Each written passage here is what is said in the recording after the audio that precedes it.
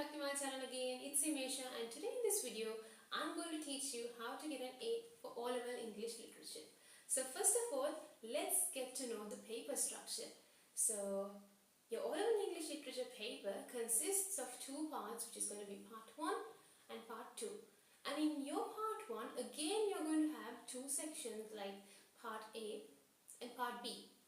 So let's get to know what's going to appear on these sections. So in part A, you will be having context questions from poetry, prose and drama. So to answer these, you have to be familiar with your text because you're supposed to identify from which poetry, prose or drama that these extractions have been extracted, and you're supposed to write answers. And in the part B, you will be giving questions from the 3 novels that you're supposed to study. And the good thing is you're supposed to select one question out of that. So you can select the novel that you are going to write the answer, and then you can answer according to your selection. And that's all about the part 1 paper, and then we are going to move on to the part 2 in your literature paper. So in the part 2, you are supposed to write your critical essays. So here you will be giving again 4 sections: poetry, prose, drama and novels. And once again you are supposed to select questions out of each section, so 1 out of each section, and then you have to write your critical essays from those questions. So this is all about the paper structure.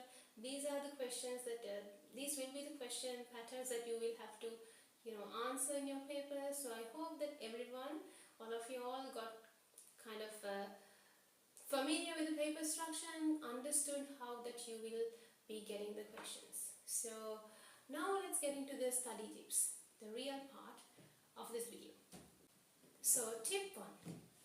So tip number 1 is master your texts. You have to read your texts very thoroughly, because reading the text will make you familiar with the text, and it will help you in your context questions and your essay type questions. So you have to read. But the thing here is, you don't have to make it feel awful always. You can make it something as if you're reading for your hobby. So you have to read it for pleasure.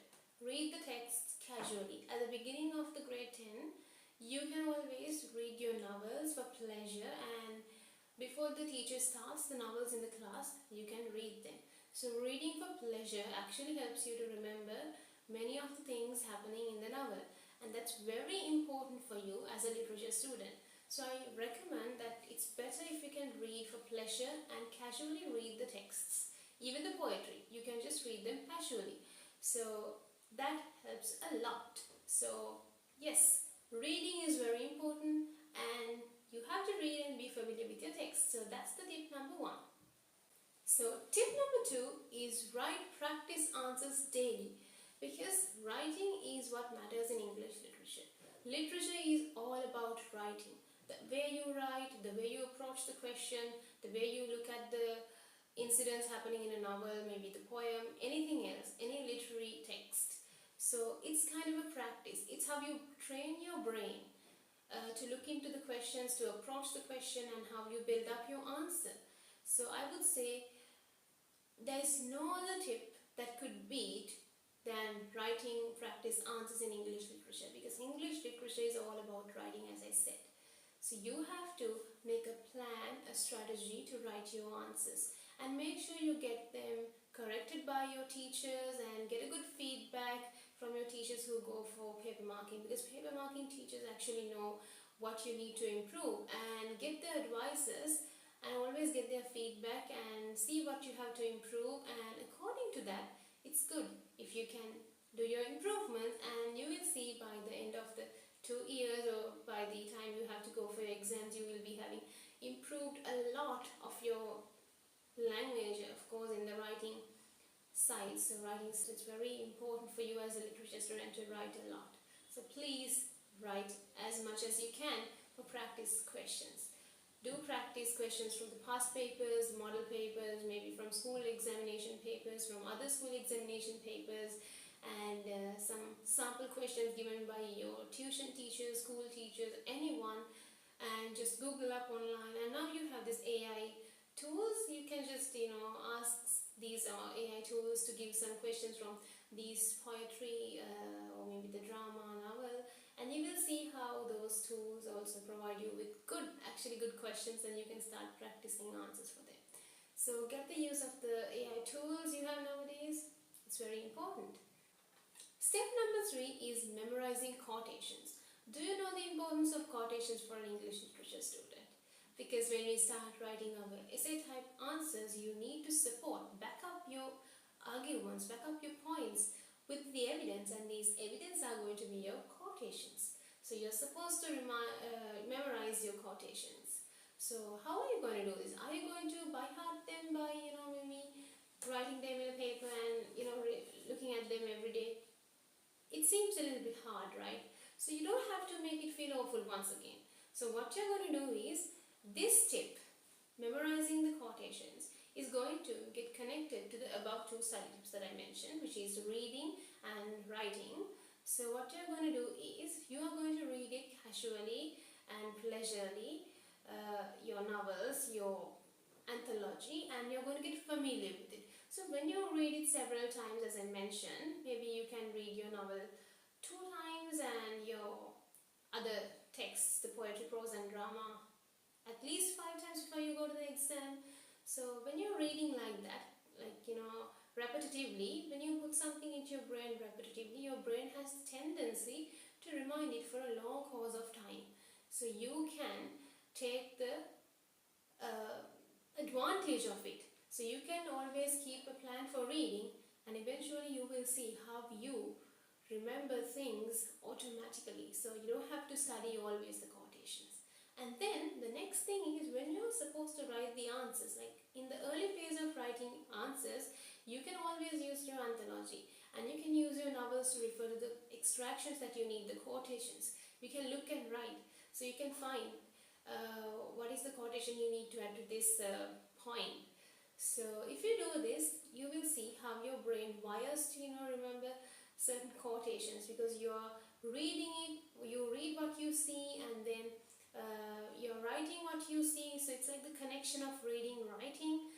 So ultimately you will see how you will be familiar with the quotations, and you don't have to by heart them and make it feel so bad and difficult for yourself. So just do it leisurely, casually, and it's going to be very easy on you.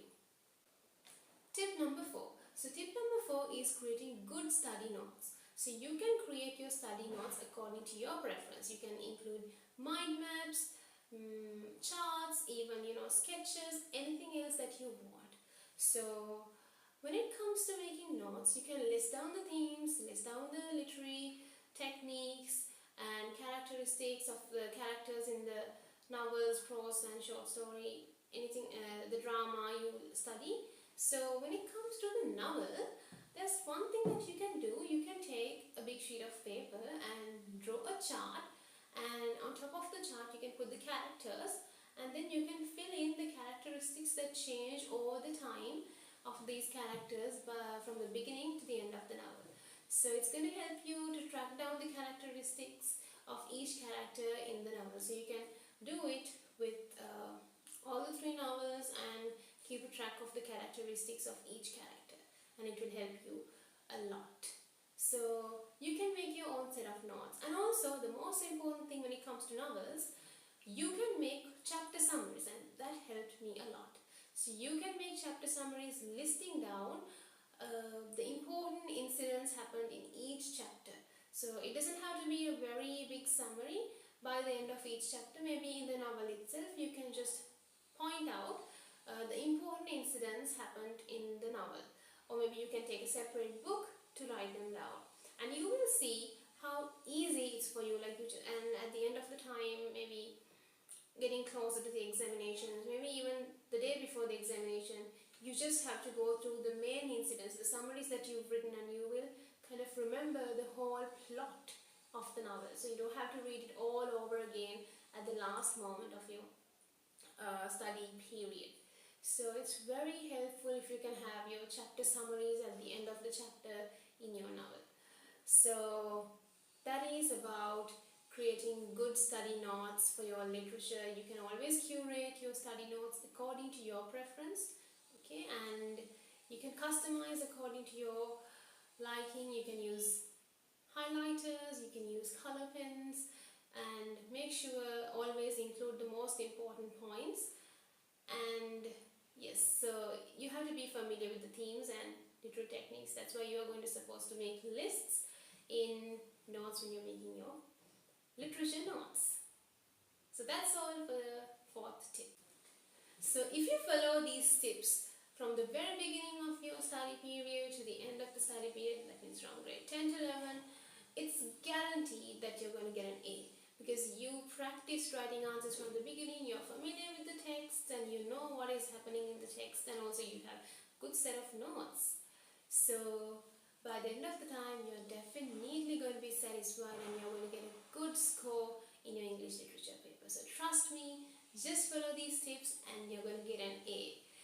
Good luck in your prep, and if you found something interesting and useful in this video, please make sure to hit that like button and subscribe to my YouTube channel